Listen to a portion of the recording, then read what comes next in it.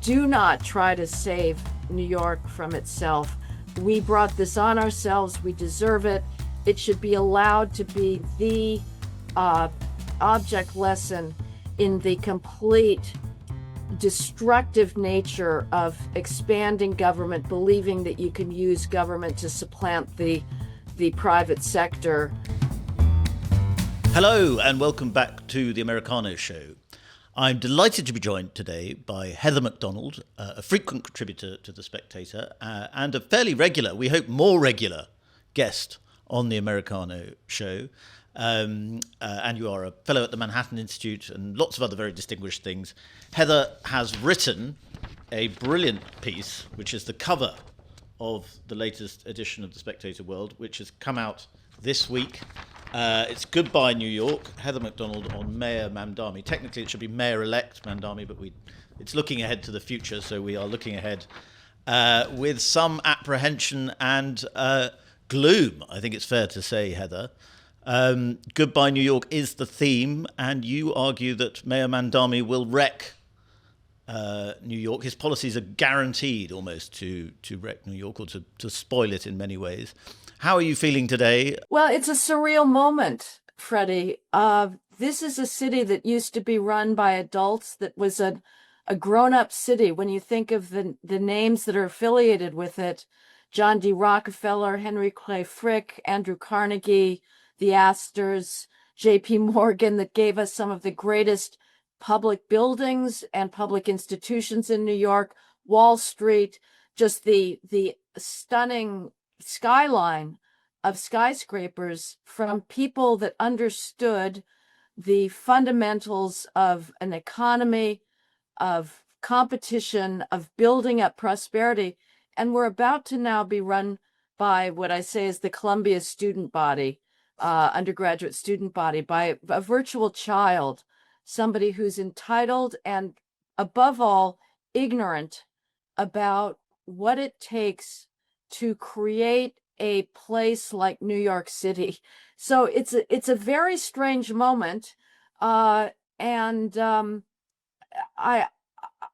certainly not optimistic. I think there's a furious effort being made on the part of the New York Times, who wrote a surprisingly negative op-ed or editorial about Mamdani early on.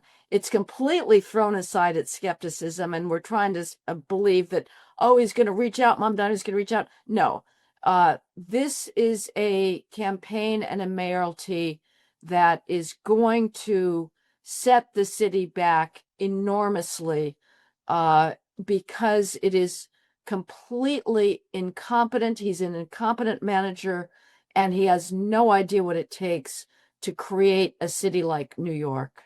Well, I've been interested to see, actually, the attempts to cast this as a sort of Obama moment from some media organs, from quite a lot of people on social media, to talk about it. Sadiq Khan, our very own disastrous London mayor, has written a piece for Time magazine about the politics, Mamdani and the politics of hope. It's sort of, I think there's an attempt to regurgitate the Obama moment, but it does feel a little bit like regurgitation. And I think listening to his speech last night, I imagine you'll agree with me, it just felt very a bit contrived. There was this ridiculous line he had at the beginning, which I've written down. He talked about talking to a room full of what looked like very middle-class people, upper middle-class people. He said, fingers bruised from lifting boxes, palms calloused from delivery bike handlebars, knuckles scarred with kitchen burns, and yet we grasped onto power. I mean, that feels a bit like it was written by ChatGPT, but if you ask ChatGPT to say, write a speech in the style of Obama about me winning the New York mayoral election, you'd probably get something like that, wouldn't you? It's hilarious. This is somebody who could have gone. He was living in New York City, had two completely left-wing, anti-Western, post-colonial parents, one teaching at Columbia University. It does get better than this. In the, a department of post-colonial studies, his mother, an anti-American documentary film maker. And we have in New York one of the great storied institutions of the working man, the City College of New York. It gave rise to some of the great public intellectuals of New York over the course of the 19th century. When Mamdani started out in college, its tuition was a very cheap $6,000. Did he go to the working class college? No, he went to Bowdoin College, which is an elite bucolic private university up in Maine that has a wonderful history. Gave birth to presidents, to abolitionists, to judges, to great poets of the American literature. That was about $60,000 a year. So this idea that he's in touch with the working man when he has had zero jobs after college, he drifted from one short-term stint volunteering with nonprofits after another, tried out a rapper career, that didn't work out. It's all fake. And, the thing that is really fake, Freddie, is this idea that he's taking on affordability crisis in New York. We'll put aside whether there is one, but let's concede that there is. His proposals are part of what has made New York unaffordable. The affordability crisis in New York is a product of over government control. It's because government makes it too hard to build. It tries to regulate too much. There's no city in the entire United States where it's more expensive to build a 15-story building. It's more expensive in the Bronx to build a 15-story building than any other city in in the United States. The housing, the food costs, he wants to put free grocery stores, one in each borough, which of course is fake because, as I say in the piece, the socialist aura of government-run grocery stores rests upon a massive capitalist infrastructure of supply chains, growing trade, commerce. So this is all just fake. Nevertheless, if food is too expensive or if food is too inaccessible, if there's not private grocery stores available in poor areas, why is the reason? Because government is not enforcing shoplifting laws. It allows shoplifters to get away. We had Target moved into East Harlem with great fanfare. It was going to be the big multicultural savior of East Harlem. It moved out. It shut down in 2023 because the theft was so high.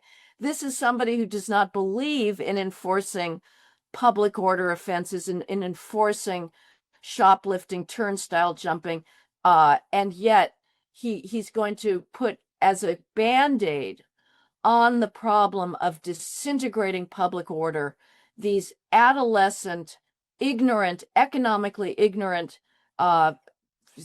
fantasy utopian socialist solutions that are only going to make things worse. Isn't then, to an extent, New York a victim of its success in some ways? Because what we're talking about here is decadence. We're talking about large numbers of young people in New York who are children of privilege. They're not enough to win an election by themselves, but they're enough to canvass, to lobby, to create a very, very powerful online campaign and so on. And they feel like a lot of upper middle class people in cities all over the world, that they're not having quite the luxurious life that they expected to have because the economy has changed, the world has changed. And yet by the standards of anywhere else in the world, they are extremely privileged. And so they invest in Mamdani type politics because they are spoiled. Absolutely. I will believe that these young Gen Zs are deprived and suffering when I see them forego their bottled water, which is one of the great affectations of the modern era. These inevitably purchased by people who think that they're green. When bottled water creates emissions, it's completely unnecessary. It leads to the big plastic crisis. Our New York City water is one of the best in the country. It comes from aquifers north of the city. They all have smartphones. They are all ordering out. We have this army of illegal Mexicans on electric bikes that are the recent hazard. If you're not going to get pushed into the subway tracks underground. You're going to get run over overground by these illegal Mexicans going 30 miles an hour in these completely illogical, unnecessary, and counterproductive bike lanes because they're delivering food to the Gen Zers who can't bother to cook and do something for themselves. So yes, it's completely decadent. It's based again on complete ignorance about what it takes to create an economy and thinking that you can play act little socialist utopias and still have all your goodies delivered to you. You know, thinking about this morning, I and a lot of other conservatives have been particularly obsessed with universities over the last 30, 40 years. It drives me absolutely insane to see the things that I love, that I believe are such a precious inheritance. The glories of British literature. I wrote my senior thesis on William Wordsworth. The glories of the British constitutional system, the glories of European classical music, all trashed by universities. It's too late. Really, what we have to focus on is K through 12. We have to airlift children out of the system. By K through 12, I mean the kindergarten through 12th grade, which in the United States is the final year of pre-collegiate education before you go to college, if you do. And too many people are going to college. It's creating people like Mamdani and his supporters. But really, the change has to come early on, where we fight the anti-Americanism, give people a knowledge of the glories of Western civilization, of the courage, risk-taking, entrepreneurship that created this country. Because right now, they're completely ignorant. Their heads are filled, starting very early on, with contempt, with victimhood, with self-pity, and that is going to continue distorting the public sphere, whatever Trump does. And his methods are sadly at times overwrought and questionable. His goals, though, are proper, but the battle is not won. And this Mamdani election is a wake-up call that there is still so much counter-programming, counter-education, counter-revolution that needs to happen to save not just the United States, but the European civilization as well. One of the most striking aspects of this election was that New York is famously a very Jewish city. It's outside of the Middle East. It's probably the most Jewish city in the world. And yet they have just elected a very left-wing, pro-Palestinian man who ran on a ticket. The election turned out to be far more about foreign policy than any mayor election probably should be. And Mamdani was very, very clearly very pro-Palestine, very anti-Israel. It was very clear that he thought it was a genocide against the Palestinians. And yet he won with substantial numbers of Jewish votes, it seems. And a few people on the right have said his opponents, Andrew Cuomo, most of all, made a big mistake in the debate, the televised debate, by focusing on this so much. Because, as I said, a mayoral election shouldn't really be about foreign policy. And Mamdani was repeatedly pinned on the question of his lack of support for Israel and so on. Would he travel to Israel? And he said, no, I want to talk to Jewish people here in New York. And that's actually probably an argument that worked quite well with people who are watching. Yeah, I still, if I were Jewish, I would be extremely concerned. The exculpation, the justification is he doesn't have that much effect. Who knows what his effect is going to be? I think it could be great. How does he police the pro-Hamas protests? Those will continue. And the tone that he sets in the city, I think, is going to matter to the quality of life. But it is an amazing thing. We saw this with the pro-Hamas movement on college campuses, that one would have thought that would have been a massive wake-up call to the traditional, I'm stereotyping here, but the traditional liberal Jew to understand that your intersectional allies hate you, that which you've dedicated so many generations to fighting for, rightly and wrongly, against in favor of actual victims, and then a whole series of fantasy putative victims thereafter, using your credibility as history is probably one of the paramount victims, to put it on the line in favor of these pseudo victims. You should wake up. And they didn't. They haven't. So I don't know. And again, so much for the Great Rainbow Coalition that Jews made of thought would continue to valorize them. A lot of Mamdani's votes are immigrant votes linked to the identical student protests that we saw on Columbia University. I attended one of them the day that things got really violent up there when the protesters assaulted a faculty building, administrative building.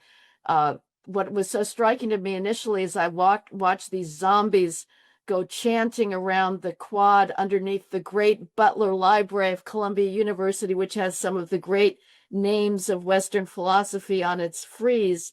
And here these students were acting like they're brain dead, willing to spend 3 or 4 hours of a day chanting, Intifada now, globalize the Intifada, Palestinian rights. They were all female. I mean, this is again another instance of the feminization of our culture. But when they wanted to break into the administration building, they called out the males for muscle. But that mentality, again, of an ignorant student entitled mentality, is what we're seeing. And today that mentality includes a strong hatred of Israel as the paramount embodiment of Western success and rationality. Well, and there's also a strong hatred of Donald Trump and the Trump administration. And in Mamdani's speech last night, we got a bit of a flavor of that. He emphasizes immigrant status. He said New York's a city of immigrants, and had this line, a warning to the Trump administration: if you want to come through one of us, you have to come through all of us. I may be misquoting it. I'm sorry if I am. But it was very defiant, and given what's going on in other American cities, with anti-ICE protests, anti-immigration customs enforcement protests, it's setting up the stage for a kind of clash between the Trump administration and Mamdani. That's clearly what he wants. It sounds from what Trump's saying as though he's up for that fight too. How do you think that will play out? I think it's very unfortunate. If I were Trump, I'm sorry, I live in New York half of the year, so this is against interest, but I would just let Mamdani destroy the city. Do not try to save New York from itself. We brought this on ourselves. We deserve it. It should be allowed to be the object lesson in the complete destructive nature of expanding government, believing that you can use government to supplant the private sector, and don't sick the on the other hand, I mean, whenever federal officers are being assaulted, whether it's ICE agents, Border Patrol, and the local police force is not doing anything about it, which has been the case in Chicago, in Portland, I believe Trump is absolutely justified in using the National Guard to allow federal officers to, as the statute says, execute federal law. It is absolutely legitimate to pick up immigrants, whether they have a criminal record or not. They have assumed the risk in coming here illegally. I mean, to pick up illegal immigrants. They have assumed the risk of deportation. If you come here, the government does not have to apologize for deporting anybody in the country illegally. So he should continue that. But other than that, and Trump did argue that he made an interesting, for once, non-vindictive argument, which is that why should I throw good taxpayer money after bad? And there's something to that, because federal dollars are not just coming from New York to be put back into New York, they're coming from Iowa. Why should Iowa taxpayers pay anything to try and save New York from its own folly? So that's a decent argument for some sort of financial, putting New York on a financial starvation diet. Nevertheless, don't allow Mamdani to further amplify his national profile by being the great Muslim hope against the bad orange fascists. And I'm using, in case that's not obvious, I'm using the latter terms in great scare quotes. Got it.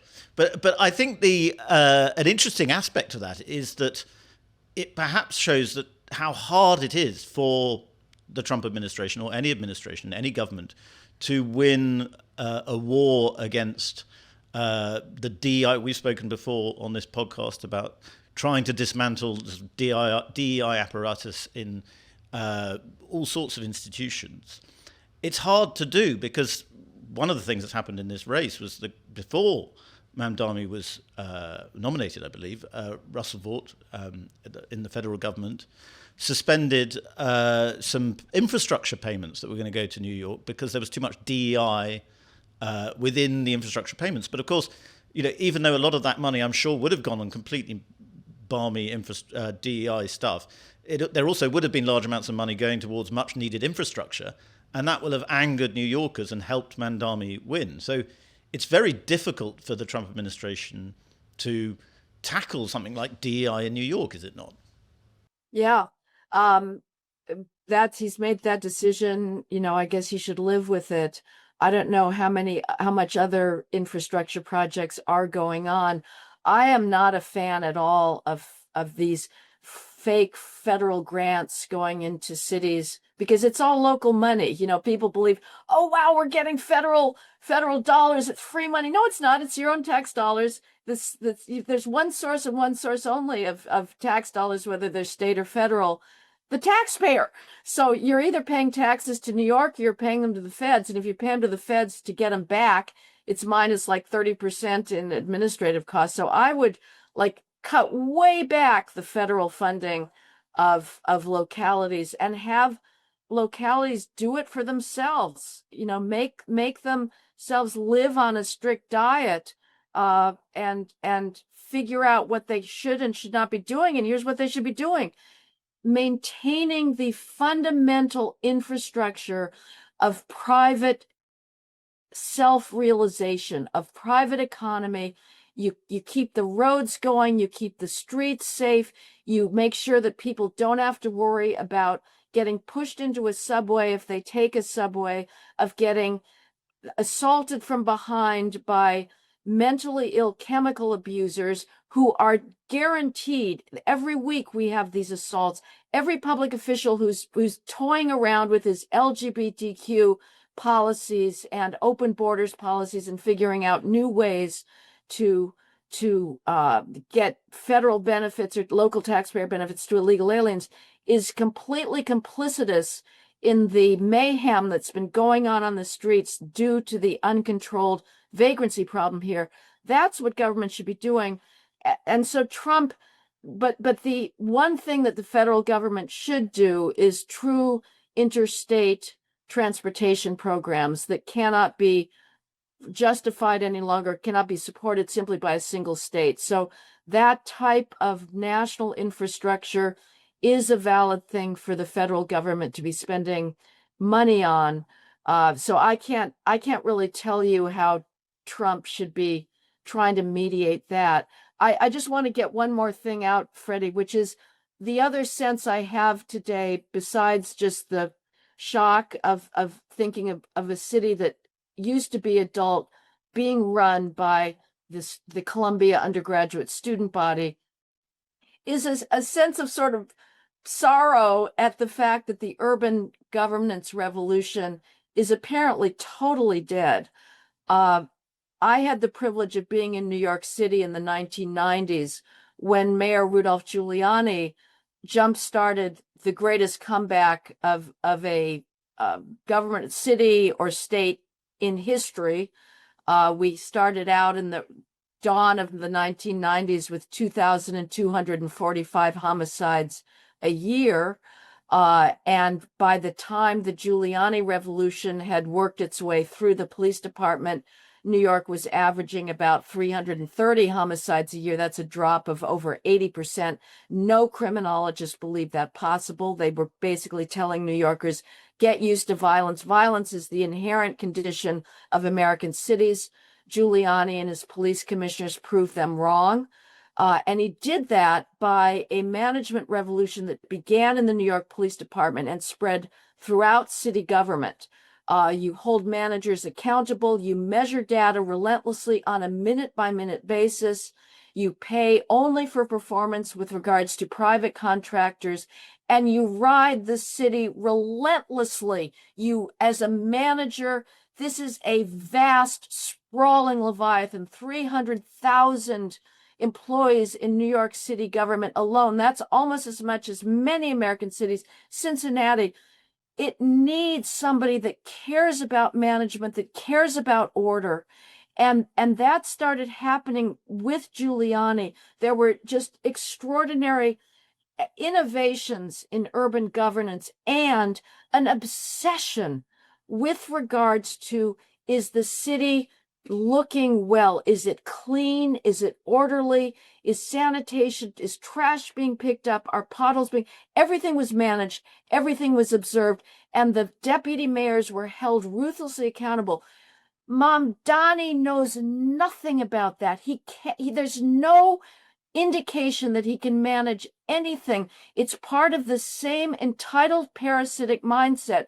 Just as these idiot undergraduate students think that they can play act their little socialist utopian fantasies, all the while they're supported by this vast sea of private enterprise, they also believe that they can ignore the fundamentals of urban governance and think it's all going to work. Anyway, it's not.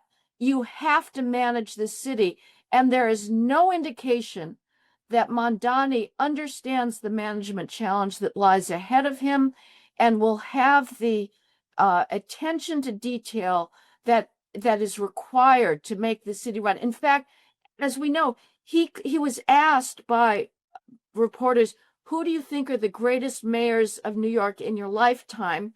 His first choice was Bill de Blasio, which was the start of the decline. It's thanks to de Blasio that we now have, these vagrant assaults on a daily basis here in New York. His second favorite was David Dinkins. Dinkins was the one who ushered Giuliani into office. It was under Dinkins that homicides reached their all-time high, 2,245. Dinkins was completely feckless. And the one mayor that Mamdani says he does not want to emulate is Giuliani. So that tells me all I need to know. Well, there are many excellent bits in your piece, which I highly recommend. I'm going to flash it again for viewers. I highly recommend everybody subscribes to Spectator World and gets a copy of this magazine or reads it online. But there's an excellent bit where you compare, you say, putting Mamdani in charge of New York's governance is like putting an untrained musician in front of an orchestra and expecting him to conduct Stravinsky. And there's also a very good bit towards the end, speaking about Giuliani, which is where you touch on a very important point, I think, which is that when Giuliani did perform this amazing revolution in the city and really improved it, I think, for the lives of most New Yorkers, there was this condescension towards it and this sense that somehow he was stealing the soul of the city somehow by making it cleaner and less crime-ridden. And that is something you see a lot in urban governments in Britain, in America too, is when things get better, the kind of comfortable middle classes don't like it because they want to feel a little bit edgy and a little bit uncomfortable because normally they have enough money to protect themselves, if not the people who aren't so fortunate. Yeah, everybody was saying, what's happening to New York? So what's happening to the grit? We need the grit. And I would just take a little bit of issue with one thing you said just now, Freddie, which is that Giuliani improved the life of most New Yorkers. I frankly don't know anybody's life who was not improved except for the criminals that had been given a free rein. marijuana dealing was totally decriminalized, people did get mad because they had sort of a sense of a reliance interest. Well, we've like been allowed to have these open air drug sets for a decade, 2 decades, 3 decades now, and now you're enforcing the law. Wait a minute, that's not fair. Like, it's adverse possession. We have a right to these streets. So their lives were not so great. But everybody else's lives, the crime, you lower crime. Crime is a progressive tax on the poor. It falls most heavily on poor minorities, frankly, because who's committing the most crime? Their fellow minorities, as we've discussed, Freddie, and as my last piece in the Spectator discussed. Sorry, guys, I got to speak the truth here. The vast disproportion of both perpetrators and victims of crime are blacks in every city in the country. And there's many reasons for that, but one solution is not to then decriminalize and deprosecute, because when that happens and you allow criminals free rein, it is the good, law-abiding, hardworking Black New Yorkers who come to police community meetings begging for the enforcement of quality of life laws, saying, why are you letting children hang out by the hundreds on street corners fighting? Why are you allowing disorderly conduct? Why are you allowing trespassing and loitering? And the police officers have to say, well, we've got these constitutional rulings, one allows, but they're begging for public order. And Mamdani believes in this completely specious distinction between the cops should focus on violent, serious crime and ignore unserious crime. I got news for you. All crime is serious. If you're a victim of a crime, I don't care if it's categorized as a misdemeanor or if our newly reelected left-wing prosecutor, Alvin Bragg, the district attorney here, doesn't prosecute it at all. It's serious. But in any case, it is the low-level public order crimes which the people that live in disorderly, high-crime neighborhoods most want enforced. And that's exactly what Mamdani doesn't want to believe in, because there's this specious progressive view that cities require grit and people that are illegally occupying empty buildings and are dealing drugs, because that's the reality of urban life. No, it's not. That was not the reality of urban life in New York. That's not what gave us Carnegie Hall and the Rockefeller Center and the Morgan Library. The reality was a respect for public order and for your fellow human beings. Heather McDonald, nobody could accuse you of lacking grit, but it's the right sort of grit, the right sort of American grit, and we are so grateful to you for coming on the show and for writing this brilliant cover piece, which again, for the third time, because I really want everybody to read it, I highly recommend everybody reads. There are already lots of people reading it online today, so please join them. Thank you very much, Heather. Great conversation, Freddie. Thank you for your knowledge about our difficult, complex country. I appreciate it.